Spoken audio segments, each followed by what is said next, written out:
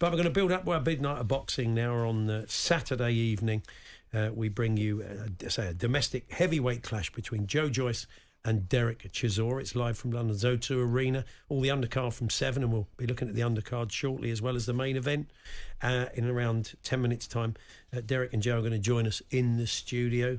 But to set the scene, one of our top commentary team on Saturday evening, Spencer Oliver. Good to see you, Spencer. Paul, Andy, how are you both doing? Good to be here. Not too bad. A little bit of trepidation. I mean, Derek was in a few weeks ago and he was on great form. Good as gold. But, I mean, I don't know if you were the same. There's something about fighters in fight week. They say they're a different beast, aren't they, Spencer? Absolutely, absolutely. The good news for both of you here is actually I've been in to see Joe Joyce. He's on top form. He's happy. He's smiling. And more importantly, Derek Chisora. And as we know with Derek Chisora, he's a very unpredictable character, is probably the better way of saying it. And he's out there and he's on good form. Oh, he's happy. He's relaxed. He said it's quite an emotional moment for him, boxing here at the O2, because he recognises this will be the last time he's boxed here. He's boxed here 10 times in the past. He's been in some memorable fights, some wars with the likes of Dillian Wyatt we've seen over those years. And yeah, he said it's going to be emotional because this will be his last fight at the O2. Yeah. What's the reward for the? Sorry, Paul. What's the reward for the winner? What happens? Well, that's a great question, actually, Andy. The reward for the winner is he puts his name really back up there in the mix. That's what it is with heavyweight boxing. One win, you're back up there at this sort of level. But for the loser, where does he go? You know, Derek Chisora, he's trying to make it to 50 fights. This is his 48th fight, and you think if he loses this fight, and especially if he loses it in any sort of manner inside the distance or anything like that, you go, it's going to be a difficult road back. But he's insistent that he gets to 50 fights, and he said, win, lose or draw, I will continue. Yeah, but for the winner, it's a must-win fight for both of these guys, if I'm totally honest. Yeah, he wants that world title shot, Joe, doesn't he? And he sees this as the passport of that. I think I can see Derek getting to the 50 by hook or by crook, can't you, really? I mean, it doesn't matter. We don't know who he's going to be against, but if he does win, then the next opponent can be that slightly higher profile. Yeah, absolutely. Listen, Derek will get to 50 because that's what he wants to do. You know, I think he's made no secret of that. You know, there's been concerns in the past for Derek. Should he give up? You know, he's had this long, tough career, boxes anyone, gives anyone a tough fight. You know, he shows incredible heart and spirit in there. He really does. Been a great ambassador for the sport, Derek. Yeah. But, you know, that was always his dream, to get to 50, and that's what he's going to do. His fights are never dull, are they? They're always tear-ups. They're always interesting watches. They certainly are. They're always entertaining. You know, we've seen him so many times, and you never quite know what he's going to go on with Derek Chisora. And like I say, the build-up is equally as entertaining. You know, like you say, when fighters get into fight week, they get into fight mode, and moods change, and they're very unpredictable, very sensitive at times, but thankfully, today we've got Derek Chisora in a good mood, so it should be okay. But I was going to say that they're in separate rooms out there right now, so who knows? I think I've been brought in as the third wheel. I've known Derek since he was a 16-year-old kid. My dad and my uncle used to train him way back when, and I've known Joe a long time as well. So. They've brought the smallest guy in the world to come in and try and separate two of the biggest men in the world. It's a strange one. You're pretty strong. But boxing's in a good state at the moment. I was reading in the Sunday Times about this groundbreaking broadcast deal that could bring Frank Warren and Eddie Hearn together under the same umbrella. That would be... I think the fans would love that, because we're going to see more fights if that happens. Absolutely. Listen, say what you want about Saudi Arabia and the involvement and the investment of Saudi Arabia, Turkey Al Sheikh, and what they're trying to achieve out there. They're making, you know, that their goal is to create modern eras, modern legacies, the best boxing, the best.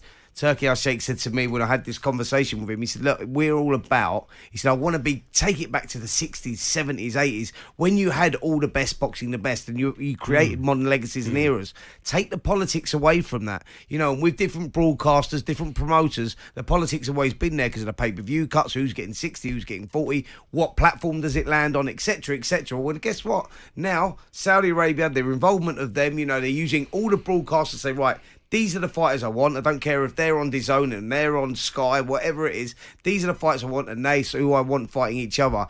And with, obviously, Frank Warren potentially going over to DAZN after his TNT contract runs out, which is next year, I believe. If that does happen, then you get Eddie Hearn, Frank Warren, two of the biggest promoters in the world, on the same platform with DAZN. Makes life so much easier. It really does. Yeah, and you say people want to see these fights. I think that understanding from Saudi that that you have to have some of those fights, in London, maybe in New York, in Vegas or whatever, not all in Saudi. Well, that's exactly what's happening, Paul. I think if we look at this, we've got Terence Crawford boxing Makhmudov.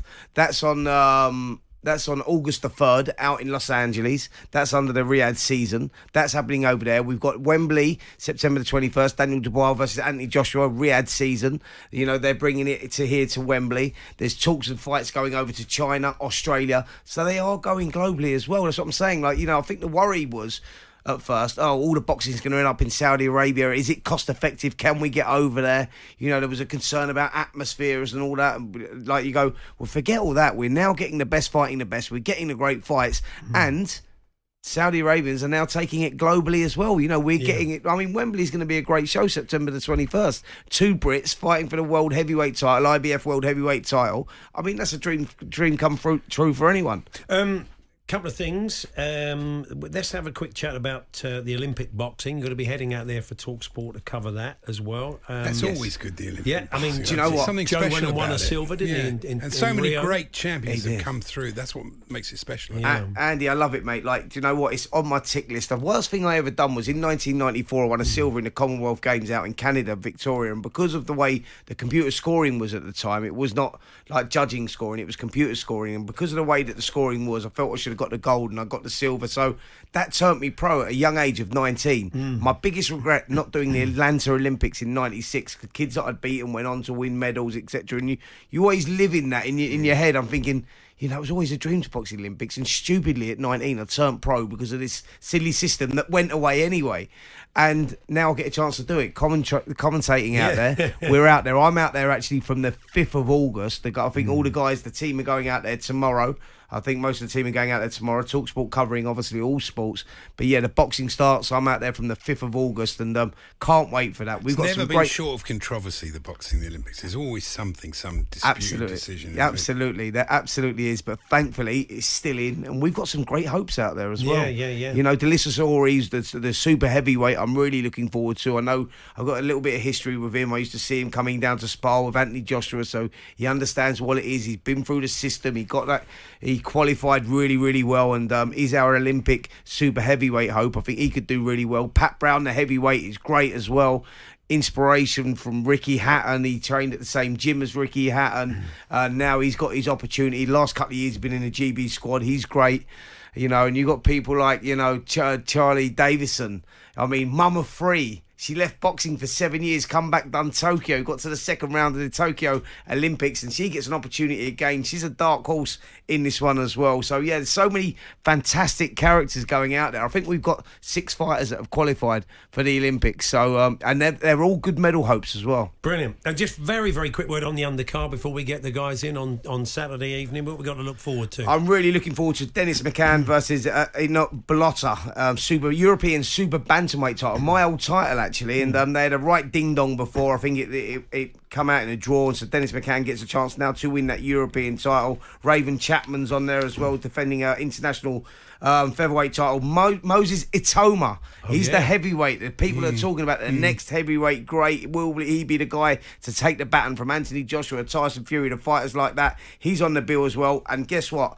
Adam Hamed, Nazim Hamid's son, he's having his second fight on there as well. So, yeah, plenty to look forward to Saturday night. We go live, talkSPORT 2 from 7 p.m. and we switch over to talkSPORT 10 p.m. for all the main events. On AM, on DAB, via the talkSPORT app and on your smart speaker. talkSPORT.